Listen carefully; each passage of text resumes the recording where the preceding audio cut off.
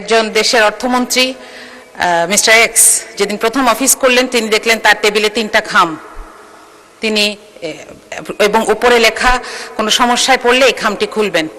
তো খাম নাম্বার 1 খুললেন তিনি। একটা সময় দেখলেন যে খুবই অবস্থা খারাপ, দেশের মানুষের চাহিদা পূরণ করা যাচ্ছে না, অর্থনীতির অবস্থা খারাপ। তিনি খাম খুলে দেখলেন লেখা আগের সরকারকে দায় দিয়ে দিন, এবং তিনি সেটা করলেন। দেখলেন যে সব সমস্যা মোটামুটি একটু মানুষ একটু বুঝেছে। আরো কিছুদিন পরে যখন আবার সমস্যা এরকম বেড়েছে তিনি দ্বিতীয় খামটা খুললেন, সেখানে লেখা বিরোধী দলকে দায় দিয়ে দিন। তো তিনি বিরোধী দলকে দায় দিলেন। আরো কিছুদিন পর যখন দেখলেন যে আর পারা যাচ্ছে না, চলবে না, তখন তিনি তৃতীয় খামটি খুললেন।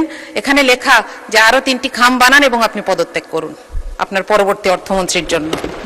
মাননীয় স্পিকার, সরকারের অংশ হিসেবে আমরা চাই না এই বাজেট আমাদের ব্যর্থতার দলিল হোক।